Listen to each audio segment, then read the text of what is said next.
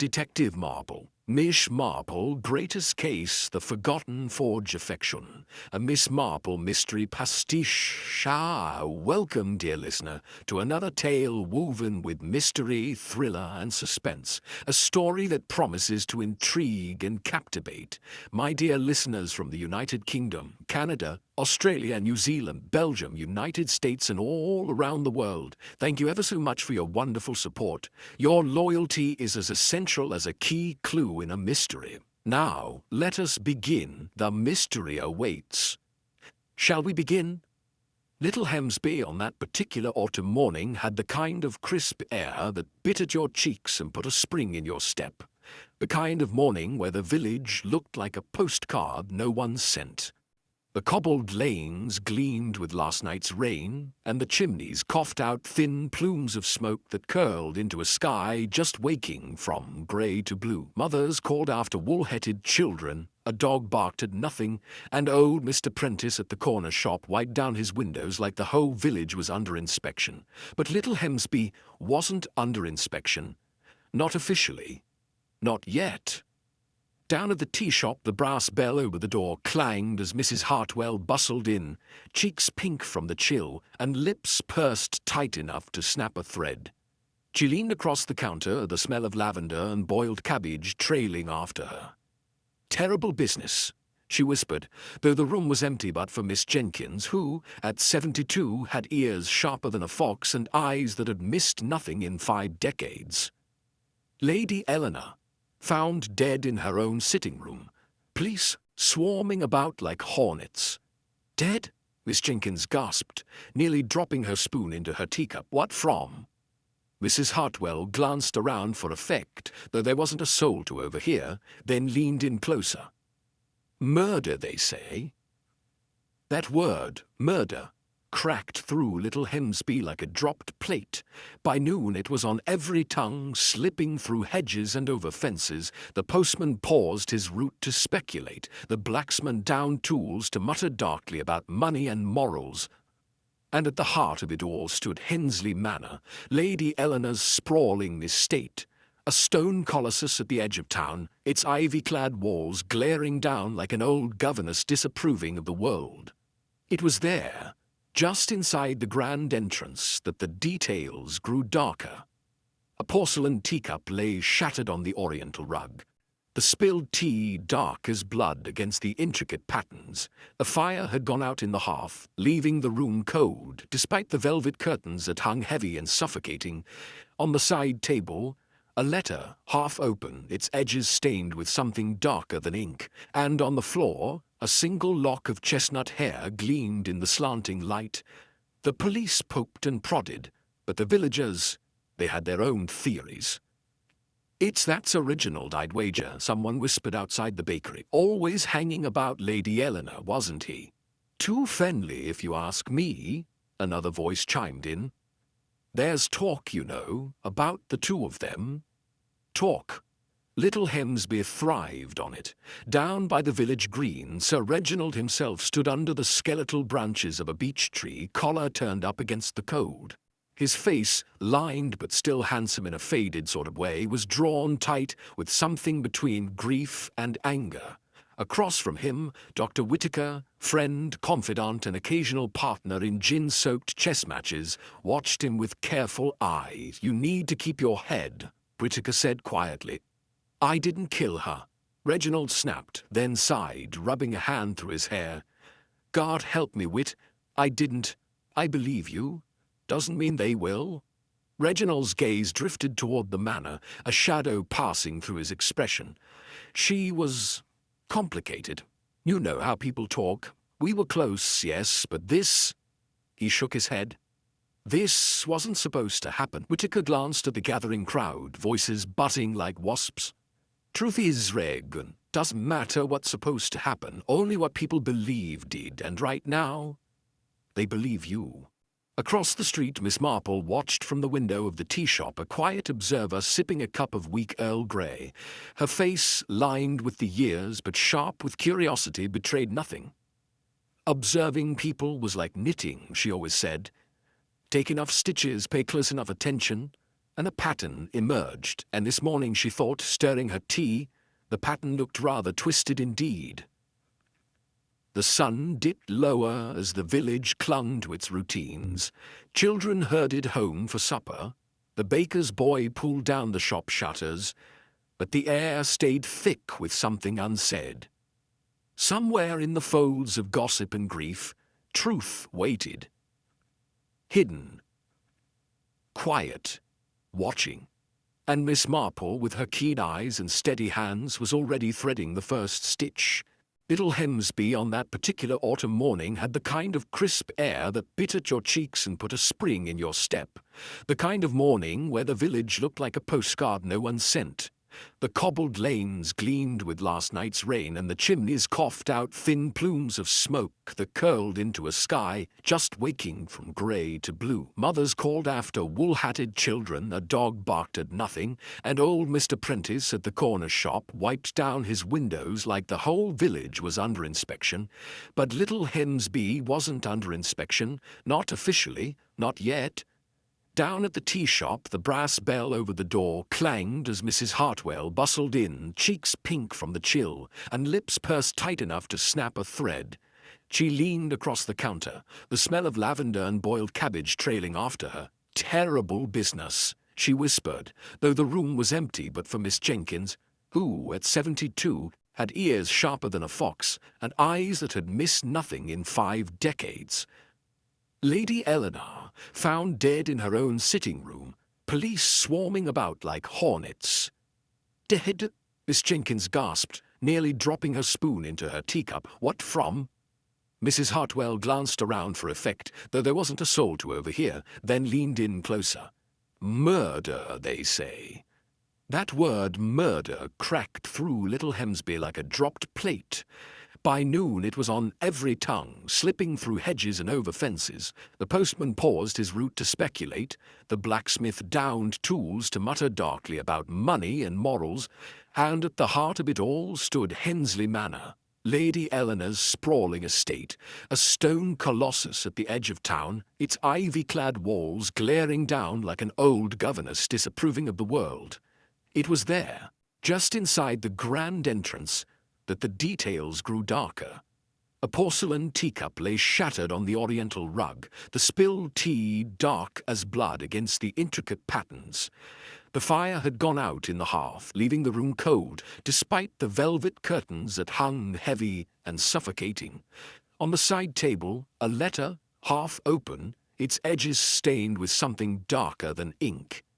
And on the floor, a single lock of chestnut hair gleamed in the slanting light. The police poked and prodded, but the villagers, they had their own theories. "It's that Sir Reginald, I'd wager," someone whispered outside the bakery. "Always hanging about Lady Eleanor, wasn't he? Too friendly, if you ask me," another voice chimed in. "There's talk, you know, about the two of them. Talk." Little Hemsby thrived on it. Down by the village green, Sir Reginald himself stood under the skeletal branches of a beech tree, collar turned up against the cold. His face, lined but still handsome in a faded sort of way, was drawn tight with something between grief and anger. Across from him, Dr. Whittaker, friend, confidant, and occasional partner in gin-soaked chess matches, watched him with careful eyes. "You need to keep your head," Whittaker said quietly. "I didn't kill her," Reginald snapped, then sighed, rubbing a hand through his hair. "God help me, Whit, I didn't." "I believe you. Doesn't mean they willed." Reginald's gaze drifted toward the manor, a shadow passing through his expression. "She was complicated. You know how people talk. We were close, yes, but this—" he shook his head. "This wasn't supposed to happen." Whittaker glanced at the gathering crowd, voices buzzing like wasps. "Truth is, Reg, doesn't matter what's supposed to happen, only what people believe did, and right now, they believe you." Across the street, Miss Marple watched from the window of the tea shop, a quiet observer sipping a cup of weak Earl Grey. Her face, lined with the years but sharp with curiosity, betrayed nothing. Observing people was like knitting, she always said. Take enough stitches, pay close enough attention, and a pattern emerged. And this morning, she thought, stirring her tea, the pattern looked rather twisted indeed. The sun dipped lower as the village clung to its routines. Children herded home for supper. The baker's boy pulled down the shop shutters. But the air stayed thick with something unsaid. Somewhere in the folds of gossip and grief, truth waited.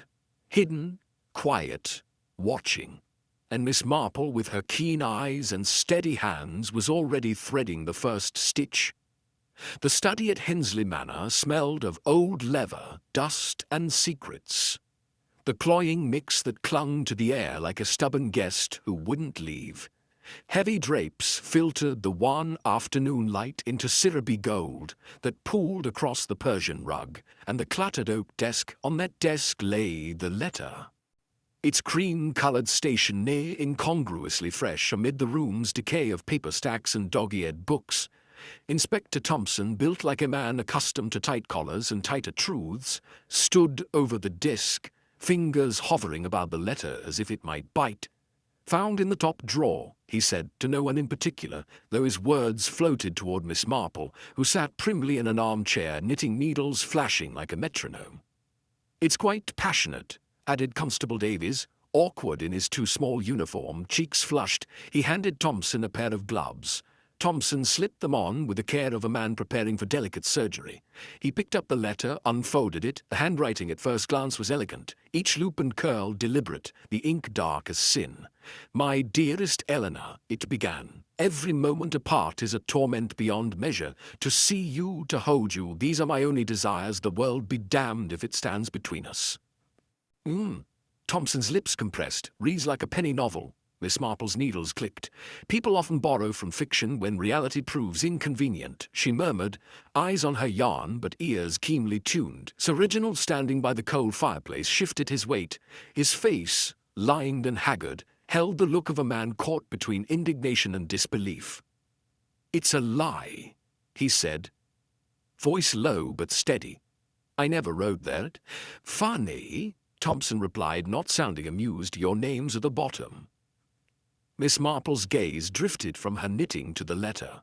Her eyes, sharp and unassuming, traced the words. "May I?" Thompson hesitated. Then, with a nod, he passed it over. She held it delicately as if the paper was something alive. The ink was fresh. Too fresh for a letter supposedly penned weeks prior, and the paper smooth, expensive, yet subtly different from the stationery she recalled seeing on Sir Reginald's writing desk. Small details, perhaps, but details mattered. "Curious," she murmured almost to herself.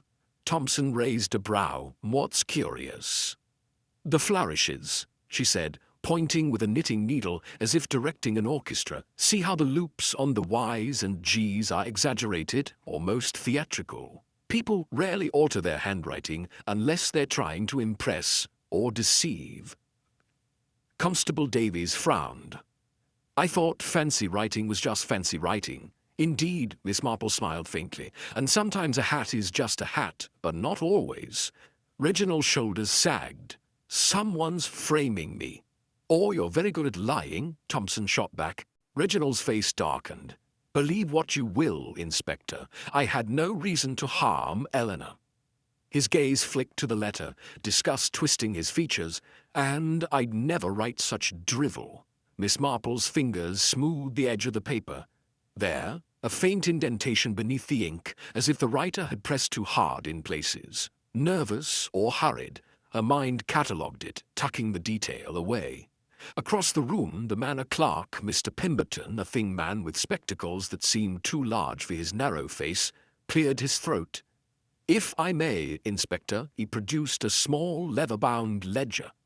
"I handle correspondence records, Sir Reginald's letters. Those filed by Lady Eleanor are written on Crane's ivory stock. This," he tapped the letter, "is Somerset linen weave. Different supplier entirely." Thompson's eyes narrowed. "Why didn't you mention that sooner?" "I assumed, well, Lady Eleanor was known to use varied stationery for personal letters." Pemberton's gaze darted toward Reginald, then away. Reginald exhaled sharply.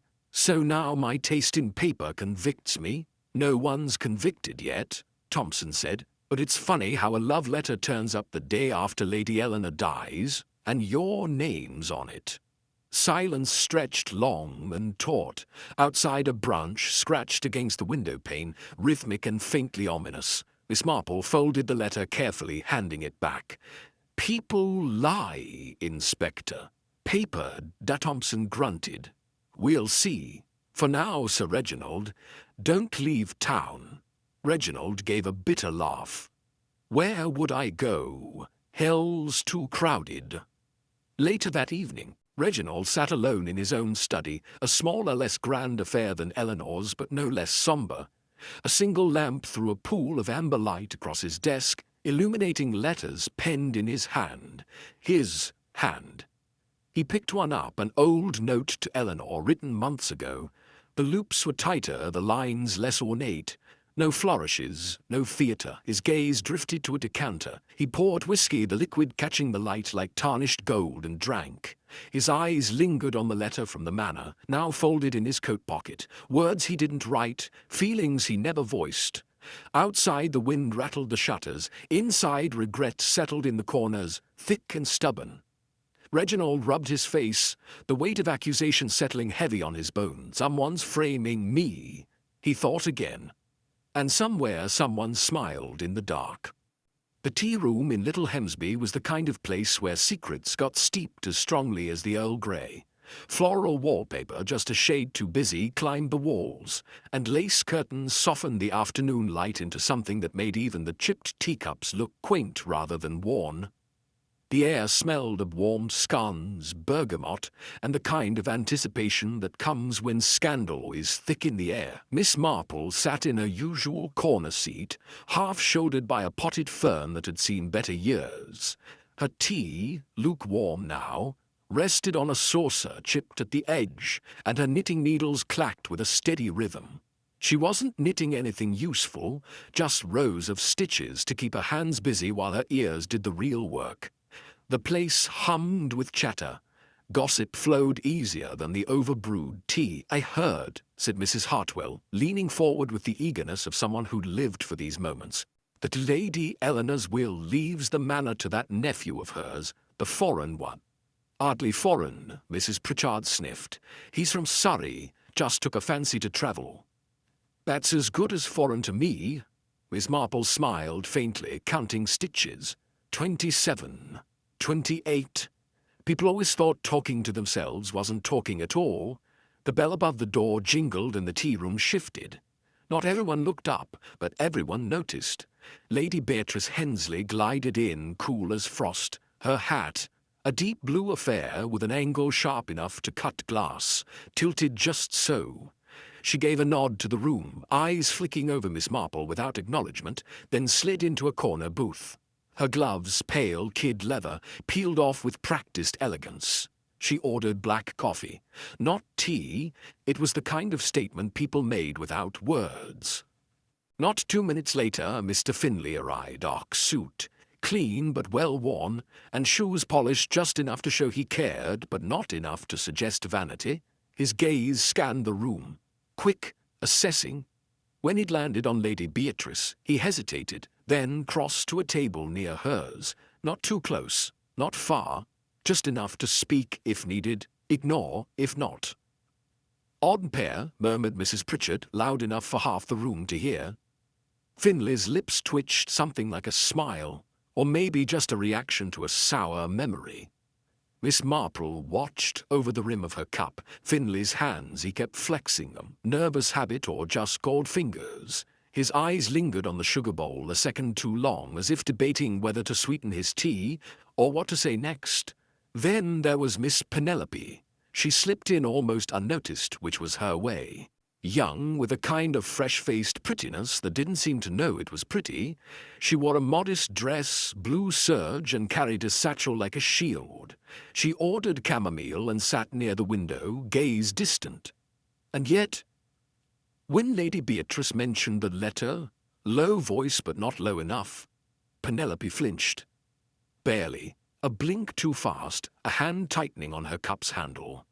"I told the inspector," Lady Beatrice said, voice smooth as satin and just as cool, that Reginald always was reckless with his affections. Eleanor was a fool to indulge him. Finley stirred his tea, slow circles. His glance met hers, brief, sharp. And you were above such foolishness? Lady Beatrice smiled. He didn't reach her eyes. I have always been practical. Miss Marple caught that. Practical, not kind, not honest. Practical. People made for interesting suspects. I still don't believe he'd kill her, Penelope said suddenly, surprising herself. Her cheeks flushed. Sir Reginald's not. Like that. Lady Beatrice's gaze pinned her like a butterfly under glass. How touching, loyalty is so quaint. Finley chuckled, humorless. Quaint's not the word I'd use. The tea-room settled into an uneasy silence. Outside, the church bell tolled the hour. 4 o'clock. Long shadows stretched across the cobbled street, the kind that made everything look just a bit older, a bit sadder. Miss Marple gathered her knitting. 32 stitches dropped. No matter, the pattern was clear enough. She paused by Finley's table on her way out. Careful, Mr. Finley, she said softly. Sugar can sweeten things, but too much spoils the taste. He looked up, caught the twinkle in her eye. You always talk in riddles, Miss Marple. Not riddles, patterns. People are quite like knitting, you know.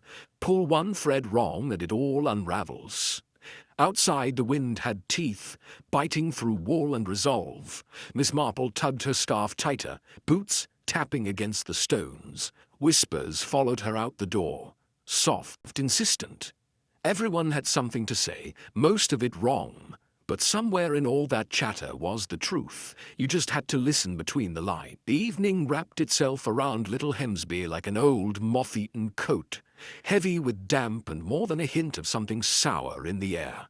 Street lamps flickered along the cobbled roads, casting pools of amber light that stretched long, wavering shadows across storefronts shuttered for the night. Somewhere, a dog barked once and then thought better of it. Miss Marple didn't notice the cold. Not really. Her mind was a loom tonight, weaving patterns out of stray words and half-finished sentences. People talked when they thought no one listened, even more when they thought someone was.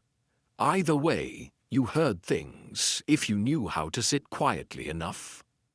Her boots clicked a steady rhythm along the street as she turned the corner near the village green. The air smelled faintly of wood smoke and something floral.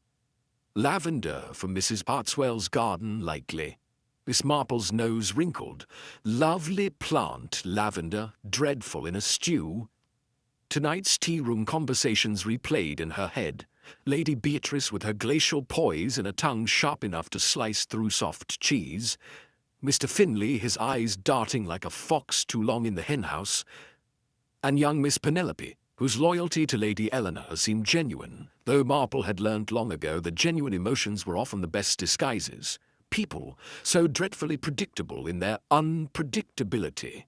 The manor rose up ahead, a hulking shape against the bruised sky. Most of its windows glowed softly, the warm lights inside belying the cold secrets held within.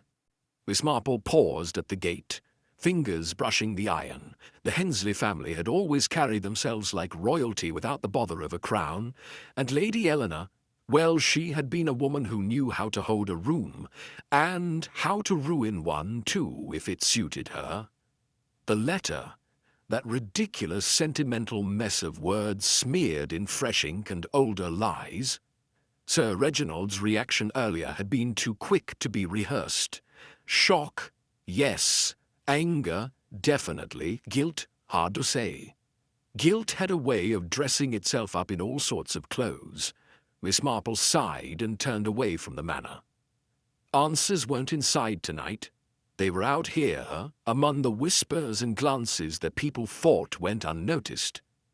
Back at her cottage, small, neat, with curtains drawn against the dark, she put the kettle on.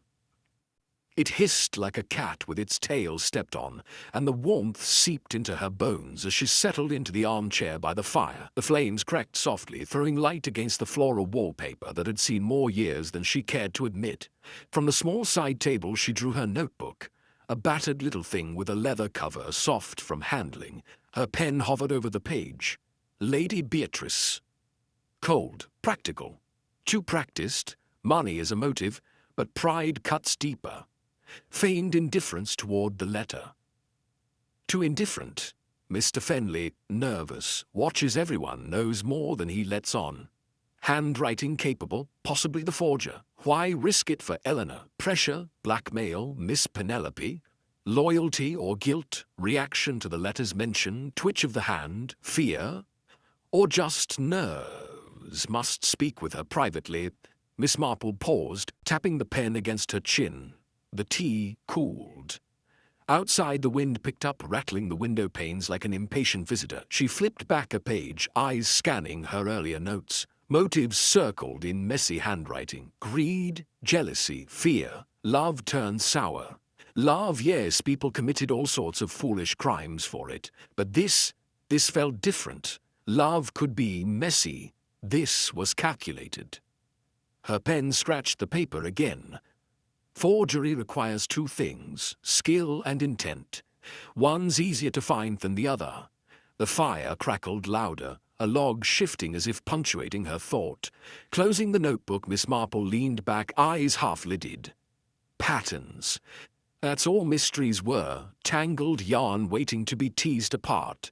And if there was one thing she knew, it was how to find the thread that pulled the whole mess loose.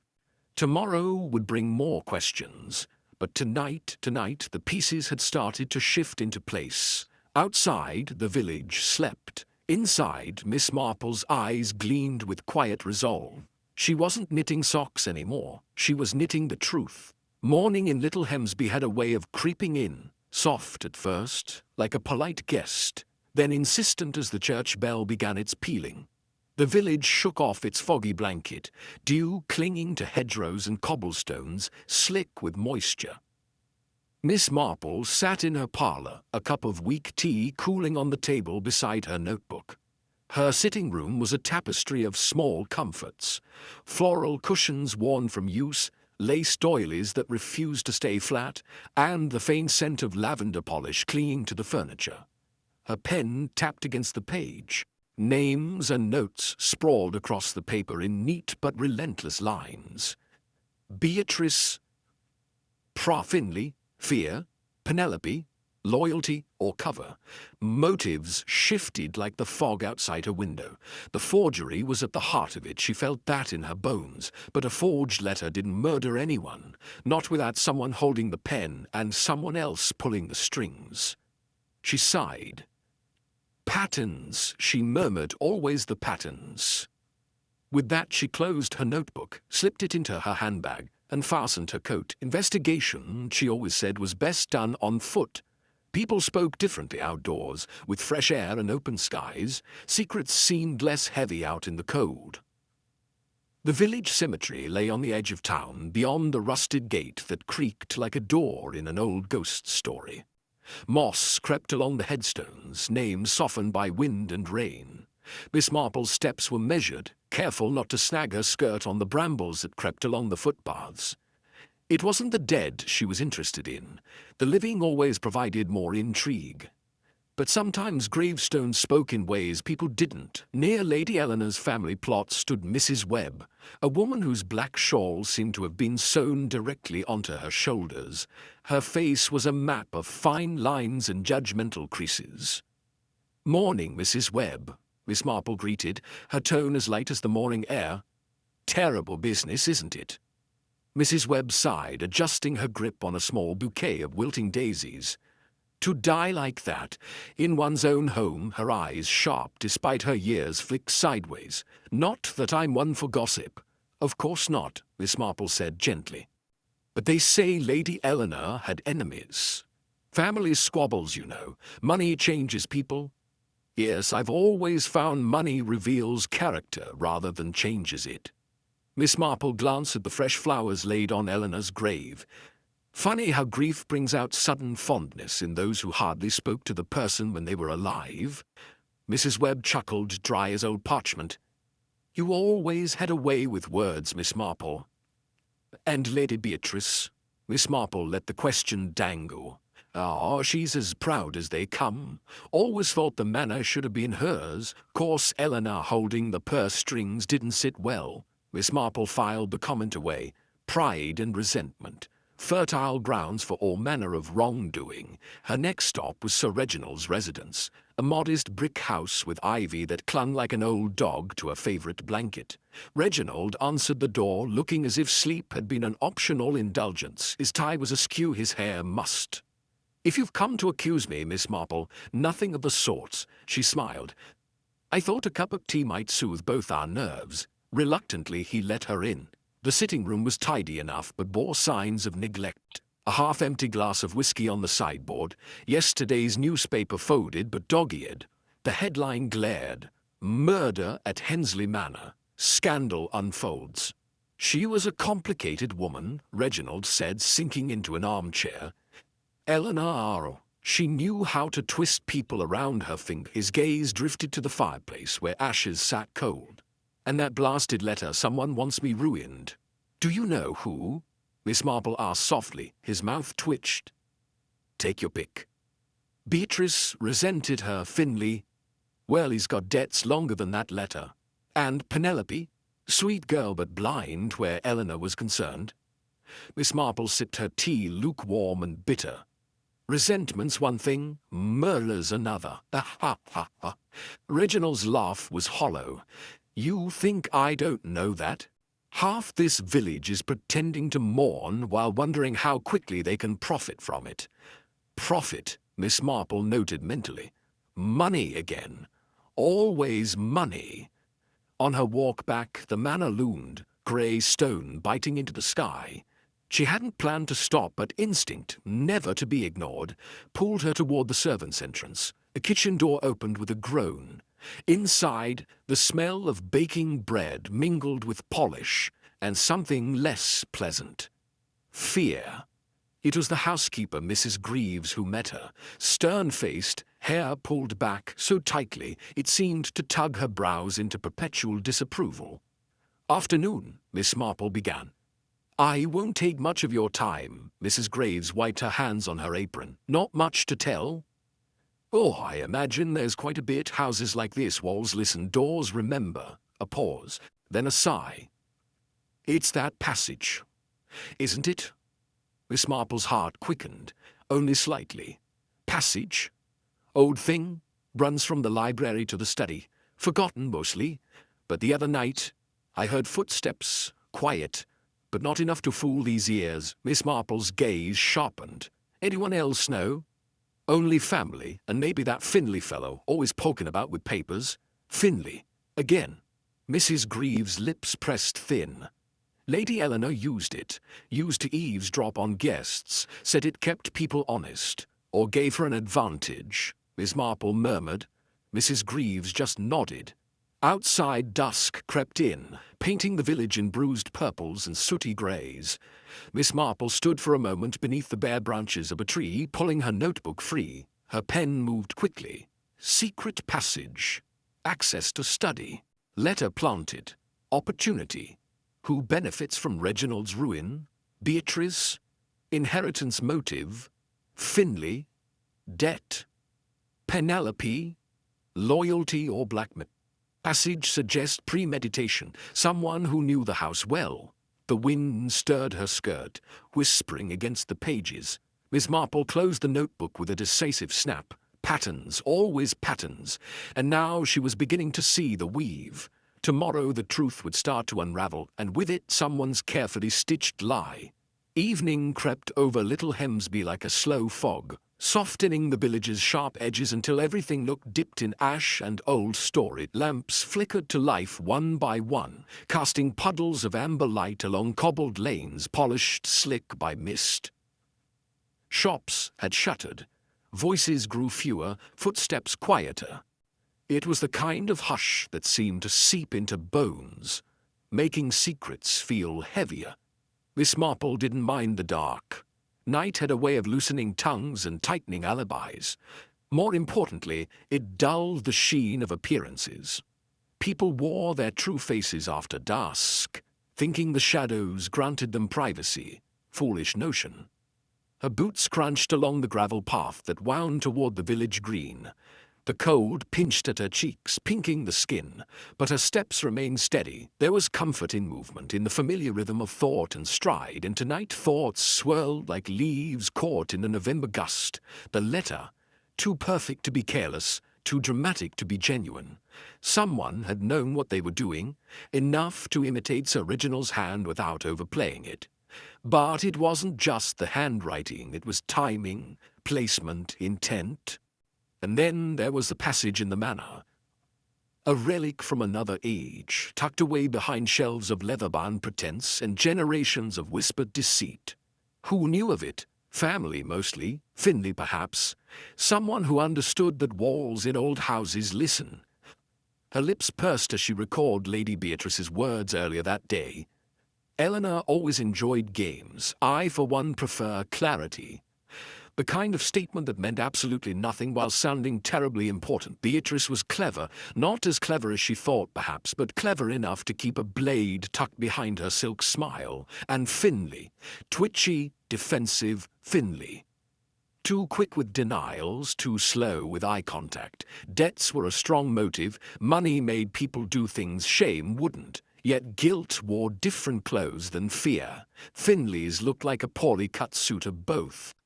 Then there was Penelope, sweet, soft-voiced Penelope, whose loyalty to Lady Eleanor seemed as steadfast as it was curious.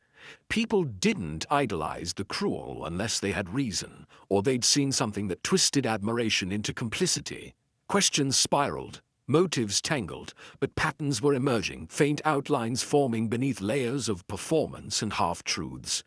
The village green spread out before her, an open space rimmed by blackened trees whose bare branches clawed at the silver-thread sky. Beyond the green stood the weathered village sign. Wooden, battered by years of rain and wind, its letters faded but proud. Welcome to Little Hemsby. Est 1784? Ivy curled along the edges, stubborn and invasive, like old gossip refusing to die. Miss Marple paused before it, her breath fogged the air, dissipating quickly. Fingers gloved in wool traced the carved letters absently. This place, so picturesque, so perfectly contained, held more venom beneath its thatched roofs than any sprawling city she'd known. Big towns wore their corruption openly. Little villages dressed theirs up in lace curtains and polite smiles. Her gaze drifted back toward the manor, a distant silhouette against the dark horizon. One murder, one letter, one lie that had set the whole place buzzing like disturbed hornets. She should leave it to the police, let Inspector Thompson plod through facts and trip over red herrings. It wasn't her concern, not really. And yet, the thing about patterns was that once you saw the first thread pull free, you couldn't ignore it, not without wondering what would unravel next. The wind stirred her skirt, lifting it just enough to tug at her resolve. Not that she needed convincing. Curiosity had always been her vice, though she preferred to call it diligence. Drawing her notebook from her bag, she flipped to the last page. The paper caught the light just enough to illuminate her neat handwriting. Motives. Beatrice. Inheritance. Pride. Old grievances polished sharp. Finley. Money. Desperation wrapped in excuses. Penelope. Loyalty or guilt. People love to protect ghosts of better times.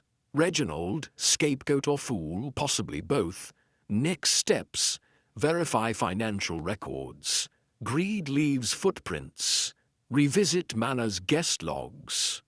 Patterns in presence. Speak to Penelope alone, away from eyes and ears. Passage, access key. Who carried it? Who benefits? Her pen hovered. One last note, a truth whispered beneath everything. Everyone lies, not everyone hides it well. The notebook snapped shut. Miss Marple glanced up at the village sign one last time. Behind her, somewhere in the fog, a dog barked twice, sharp, echoing. She didn't flinch, didn't look back. Turning on her heel, she walked into the mist-thickened night, the kind of night where things could slip between the cracks, where truths waited in corners to be dragged into the light. She'd find them, even if it meant stirring up more than she intended. Some patterns weren't meant to be unraveled. But that never stopped her before. Lady Eleanor's manor stood under a low slate-grey sky, its stone facade brooding like a matron disapproving of its guests. The ivy clawing at the walls seemed less decorative, more like something trying to strangle the place. The wind bit cold, slipping through coats and manners alike. Miss Marple tightened her scarf. "Odd, isn't it?" she said, voice light but eyes sharp. "How houses can hold grudges longer than people." Inspector Thompson grunted, boots crunching on the gravel drive. "Houses don't kill people, Miss Marple." "No," she murmured, "but they do hide things rather well." Inside, the manor breathed old money and older secrets. The scent of furniture polish and faded roses hung in the air, mingling with the faint must of damp stone. Heavy velvet drapes sagged at the windows, muffling the afternoon light into something sullen and half-hearted. Mrs. Greaves, the housekeeper, met them in the foyer, apron spotless, lips pursed into a line tight enough to cut paper. "You'll find what you need in the East Wing," she said, voice clipped. Not much use to anyone these days. Lady Eleanor preferred her West Parlour, said the East Wing was full of drafts and ghosts. "Ghosts rarely pen letters," Miss Marple said. The housekeeper didn't smile.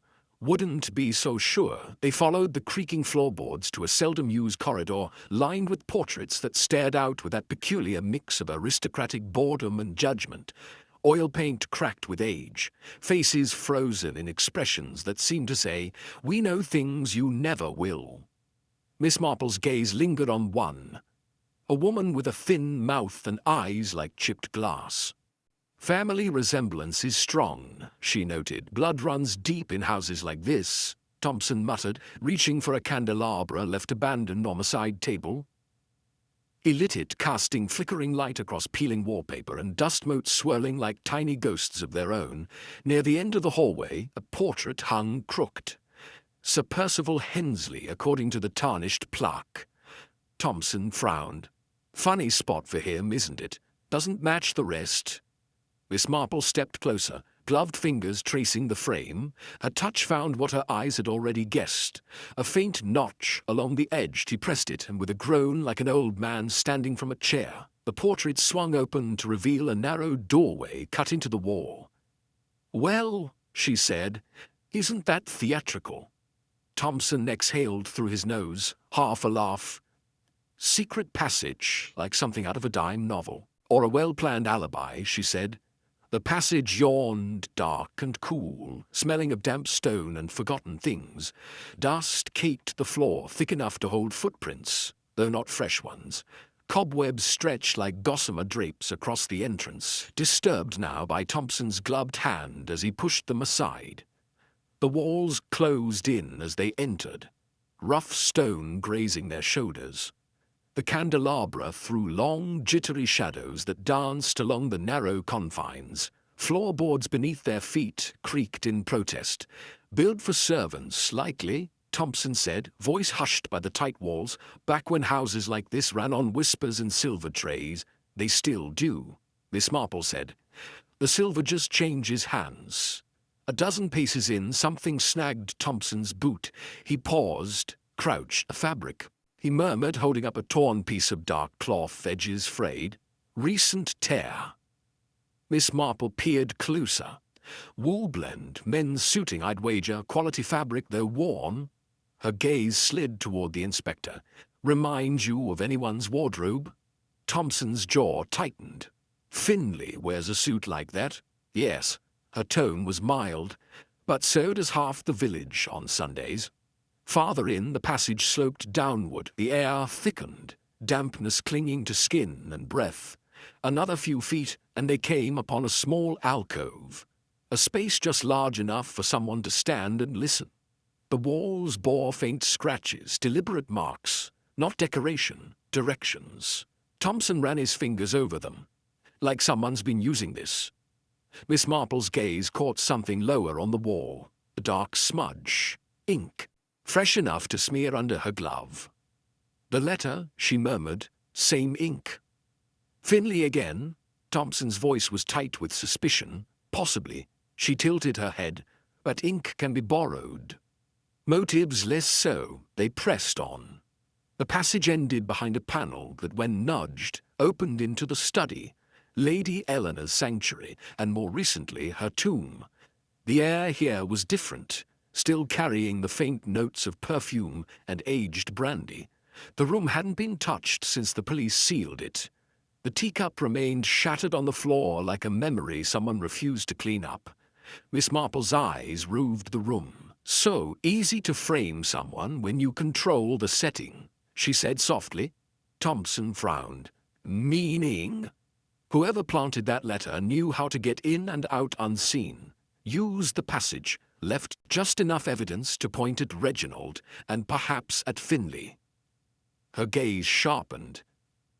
Too neat, wouldn't you say? He nodded slowly. Red herring? Or a well-laid trap? The candelabra flickered, throwing shifting patterns across the book-lined walls.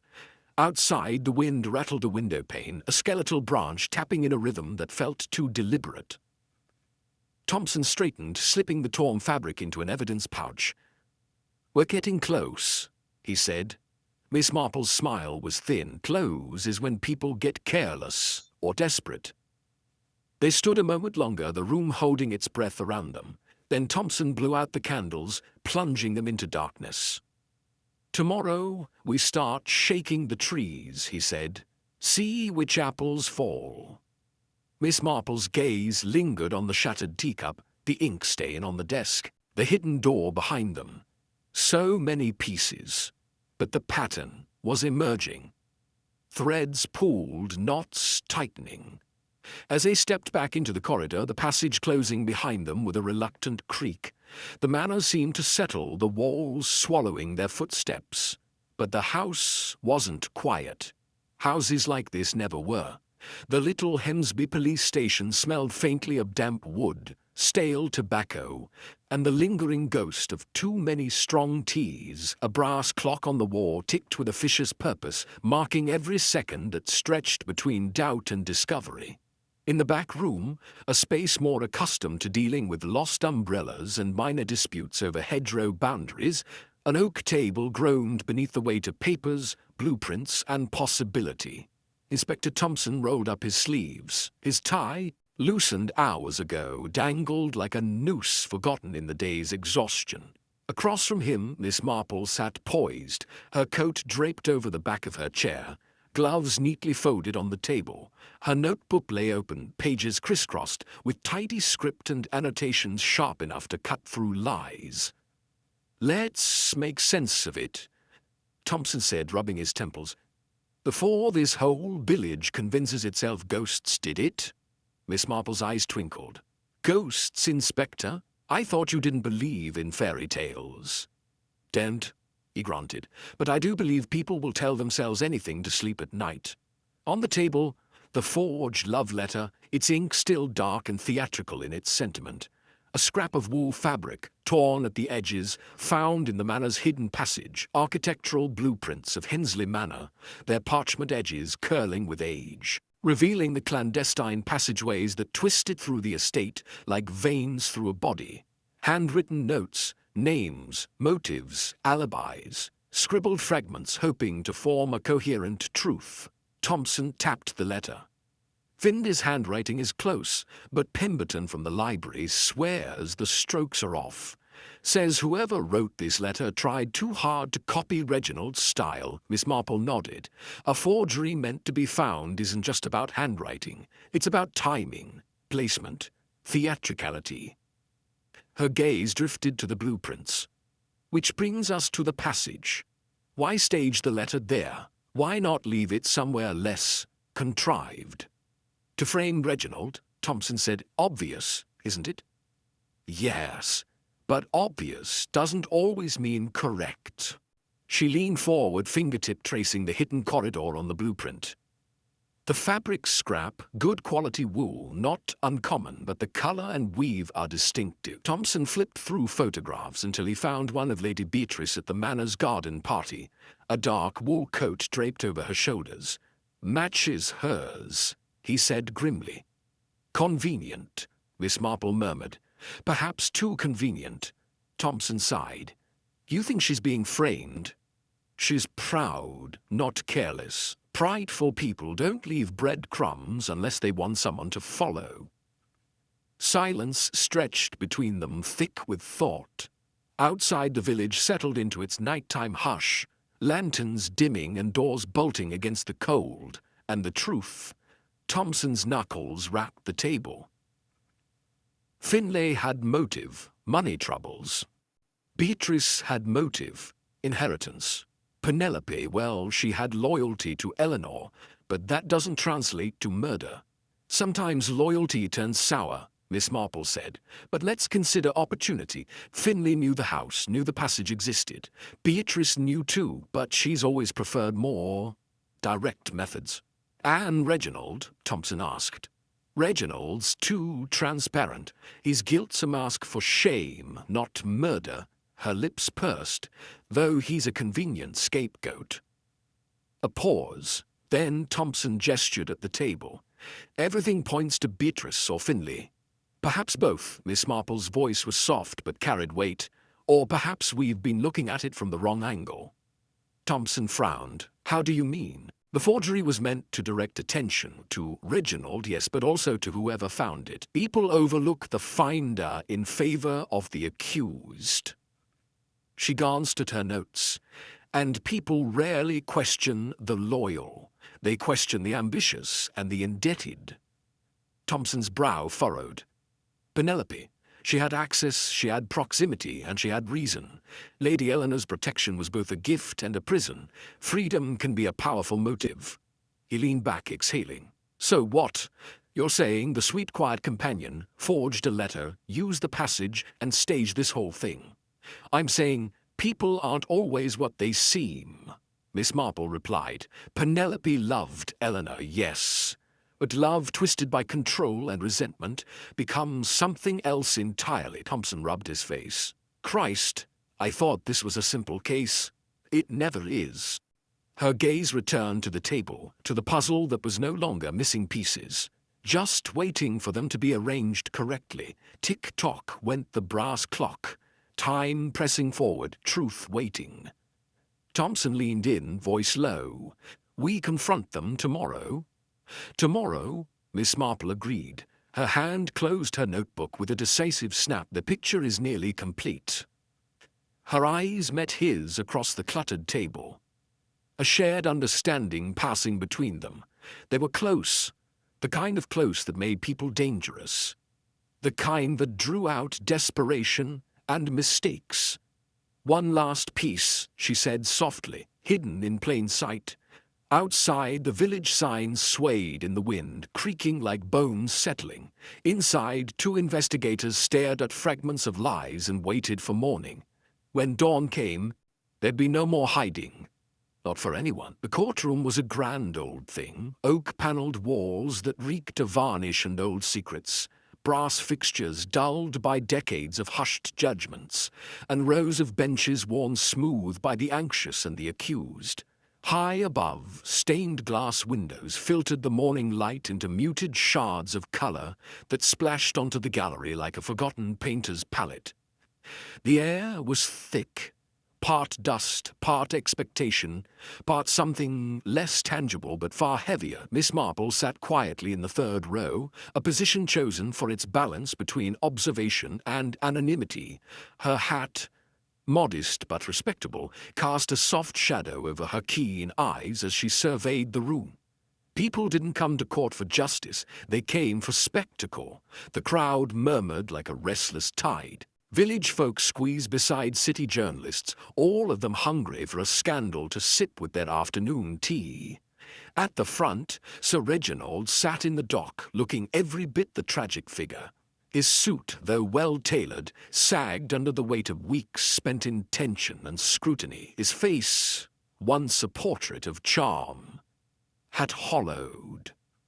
His eyes rimmed with the kind of weariness that no amount of brandy could cure. He stared ahead, jaw tight, fingers interlocked as if holding himself together. The judge, a broad-shouldered man whose wig looked like it had been borrowed from a scarecrow, cleared his throat, a gravelly sound that rolled through the room like distant thunder. "Prosecution," he drawled, "you may proceed." A young barrister in a crisp black robe rose, spectacles gleaming under the chandeliers.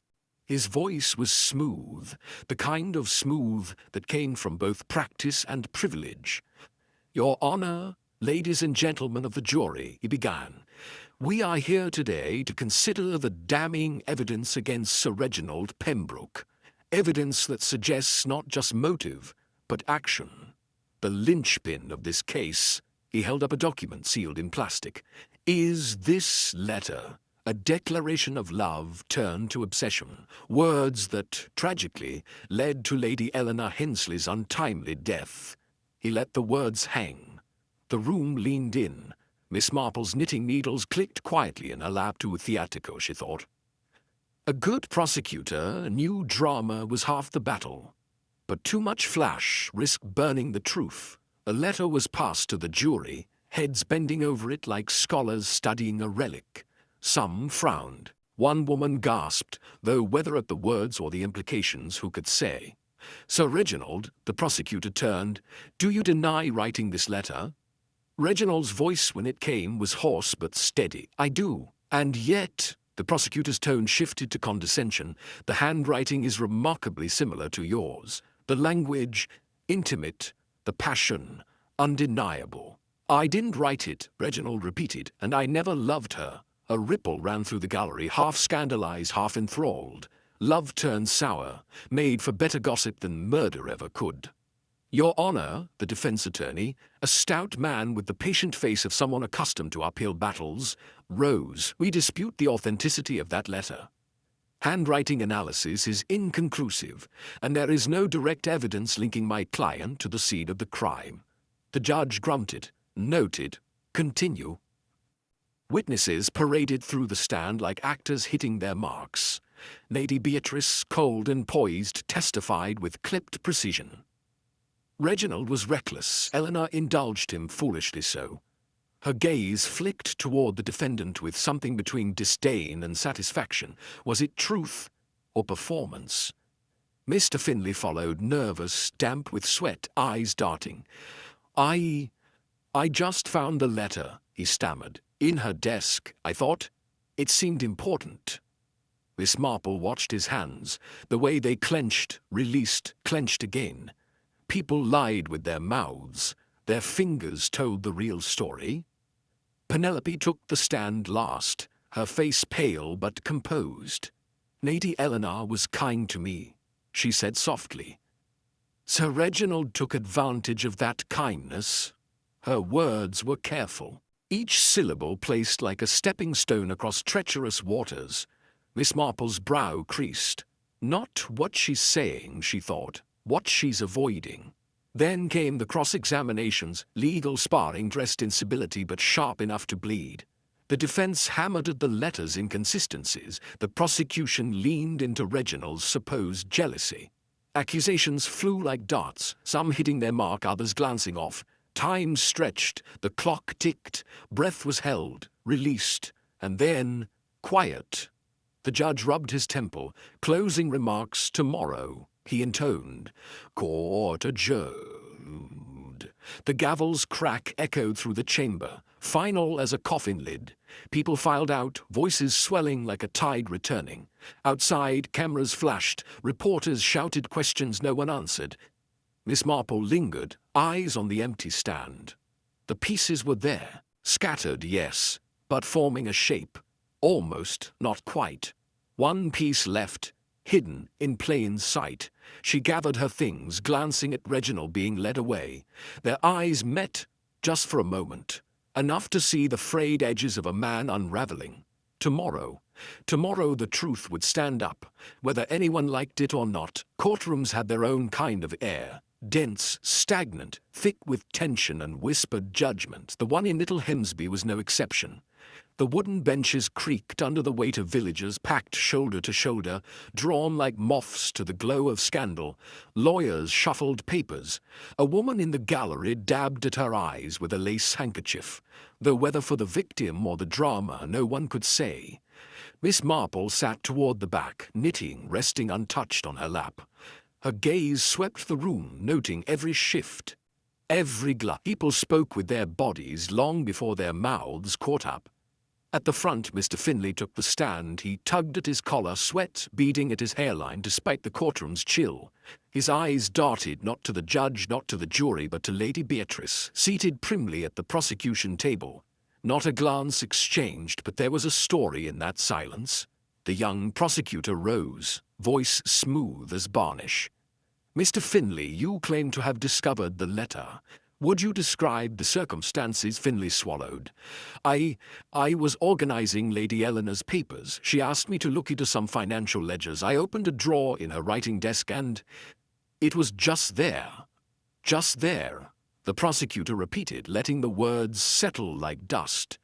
"And your immediate thought was to bring it to the authorities?" "Yes. Well, it seemed important." Finlay's fingers twisted in his lap, knuckles whitening. Miss Marple's eyes narrowed. Nerves, guilt, or something else? The defense attorney stood, his build solid, voice less polished but carrying weight. "Mr. Finlay, how long had you been in Lady Eleanor's employ?" 6 months, Finlay said, voice thin. "And during that time did you have access to her personal correspondence?" "Yes, but—" "Answer the question, please." "Yes. So, it wouldn't be difficult for you to insert a letter where it didn't belong?" Objections rose. The judge waved them down, but the suggestion hung in the air like smoke after a shot fired. Finlay's face crumpled. I didn't forge anything," but no one seemed convinced, not fully. Next to take the stand was Lady Beatrice, resplendent in black crepe and frost. Her posture was a lesson in aristocratic disdain, every movement measured, every word sharpened to a point. The prosecutor asked his questions. She answered with the cool efficiency of someone accustomed to having the last word. "You were close to Lady Eleanor?" he prodded. A faint smile. "As close as two sisters can be, which is to say, not very." "And how did you feel about Sir Reginald's relationship with your sister?" Her eyes flicked toward the defendant, brief, dismissive. "My feelings are irrelevant. Eleanor had her preferences." The defense lawyer's turn was less courteous. "Lady Beatrice, did you stand to gain financially from your sister's death?" "Certainly not," she said. "My inheritance was fixed years ago." "Yet you knew about the passageways in the manor." "I grew up in that house," she replied coolly. "Of course I knew, but you never used them." Her gaze hardened. "Childish nonsense." Miss Marple noted the slight hesitation. Not a lie, precisely, but not the truth, either. People like Beatrice built walls from half-truths. Hard to climb, easy to hide behind. Sir Reginald's turn at the stand was a study in unraveling composure. His voice, though firm at first, wavered under cross-examination. "You expect us to believe," the prosecutor sneered, "that despite your documented relationship with Lady Eleanor, you never wrote her a letter of this nature?" "I never wrote that letter," Reginald snapped. "And I certainly didn't. You were seen arguing with her the night before her death." "A disagreement," Reginald shot back. "Nothing more." Miss Marple watched the jury, eyes narrowing, lips pursed. Arguments between lovers were easy to believe, too easy. During the recess, the courtroom emptied into murmurs and cigarette smoke. Miss Marple stepped out into a side corridor where a young barrister waited. Nervous, his hair too neat for someone so obviously frazzled. "Miss Marple," he said, offering a quick nod, "I found something." He handed her a folded document. His voice dropped. "It's from the solicitor's office, a codicil to Lady Eleanor's will." She unfolded it. Her lips tightened. "Ah," she murmured. "It changes everything," he whispered. "Leaves a majority to Penelope if Eleanor remained unmarried." "And she was about to change that," Miss Marple finished. "Sir Reginald?" He nodded. Rumor or not, if they married, Penelope lost everything. Greed. Not always about having more. Sometimes it was about not having less. Miss Marple's gaze drifted toward the courtroom doors. Almost complete, she thought. Just one thread left. Court resumed, the room swelling with anticipation. Whispers scuttled through the gallery like mice in the walls. The judge cleared his throat. Any further witnesses? Miss Marple stood. Heads turned. The gallery rustled. The prosecutor frowned. The defense lawyer blinked. Miss Marple, the judge said, surprise flickering across his features. Do you have something to add? Her voice was calm but carried like a blade wrapped in velvet.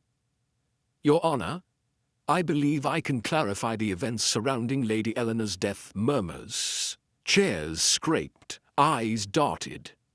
She stepped forward, knitting set aside, hands steady.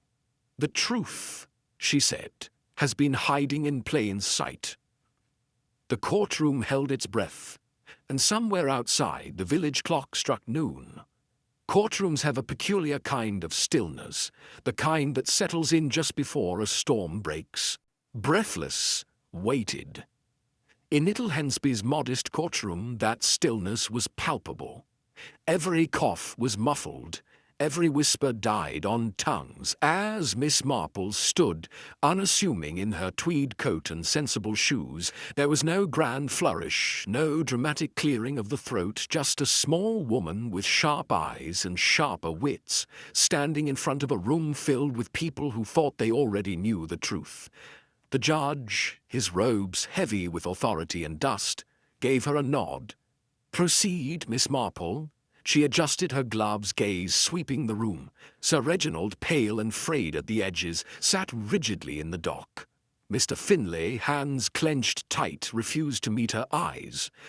Penelope's face was a study in dread, while Lady Beatrice, impeccable composed, offered a smile that didn't reach her eyes.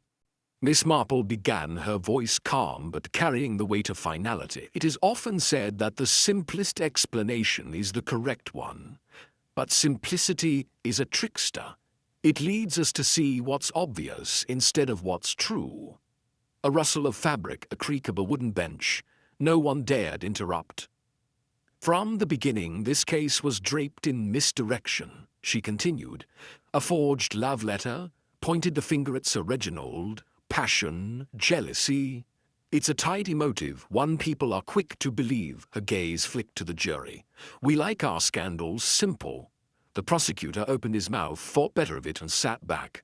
But, Miss Marple said, details, those pesky, stubborn details, tell a different story.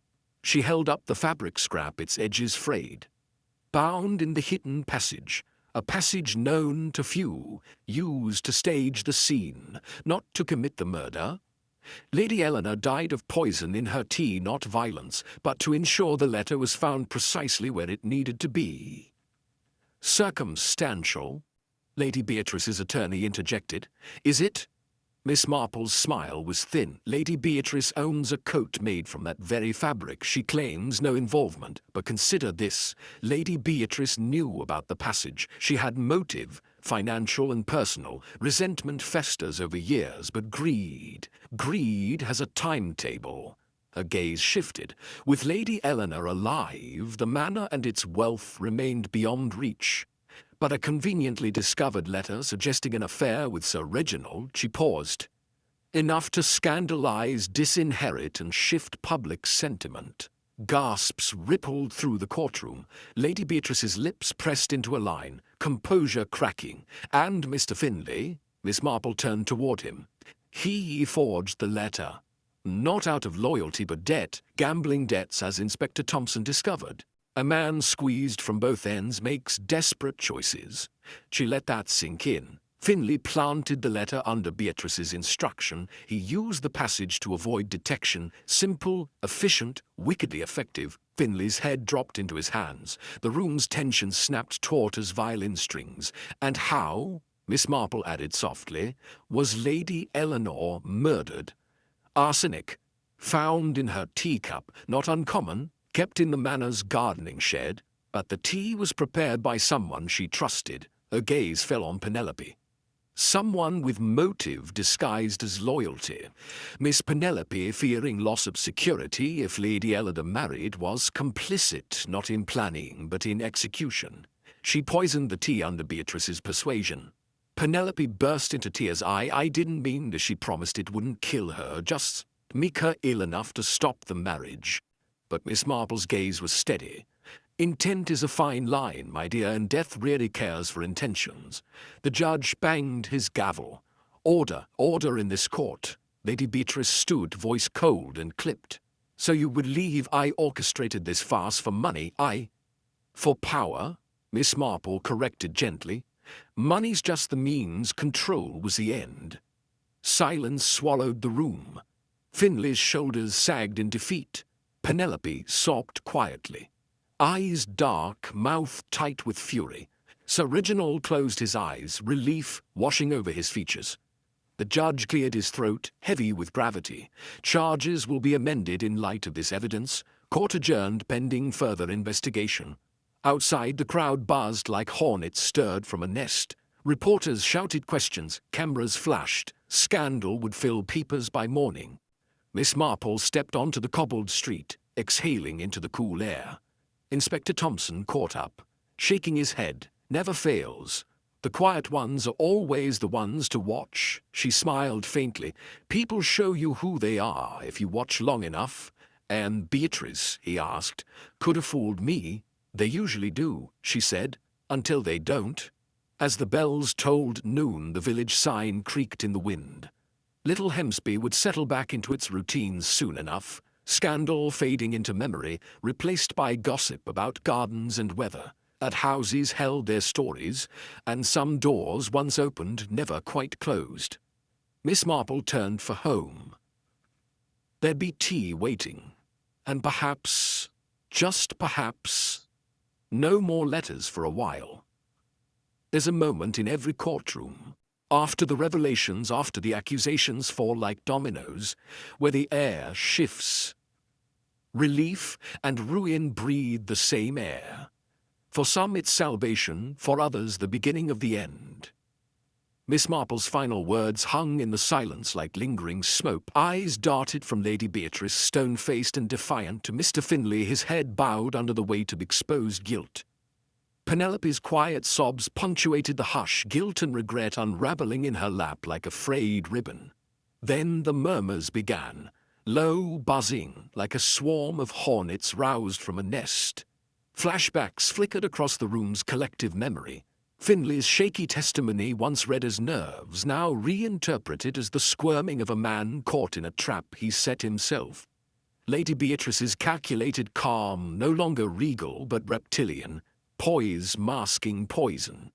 Penelope's soft loyalty twisted into fear-fueled complicity, drawn tight under Eleanor's shadow. Miss Marple stood steady, her gaze cool. People weren't puzzles to her, not really. They were patterns. And patterns, no matter how complex, always revealed their seams. The judge's gavel fell hard. Court adjourned, he said, his voice gravelly but firm. Arrests will be carried out immediately. Bail is denied. Finley crumpled as uniformed officers descended. Beatrice remained upright, lips pressed tight enough to cut. It was for the family, she hissed, voice low but laced with venom. For what she stole from us. Miss Marple's reply was soft. And what did you steal in return? Sir Reginald, freed but not unscarred, looked across at her. Gratitude flickered there, tempered by something else. Shame, perhaps, not for what he'd done, but for how close ruin had brushed him. Guilt, after all, wasn't exclusive to the guilty. Outside, the village streets stretched under a wan afternoon sky, clouds smudged grey and tired.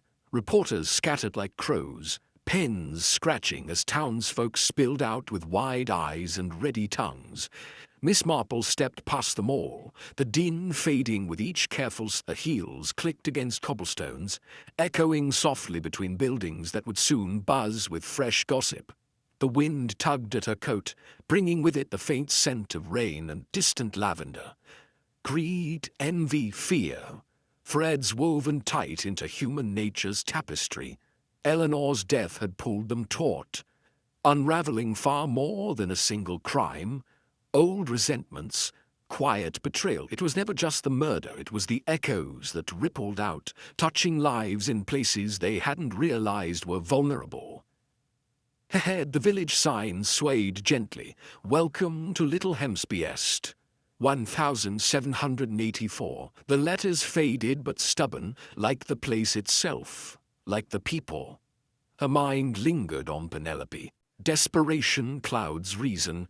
How far would any of them have gone to protect their place in the world? And Beatrice, so certain righteousness justified the means. Justice was served.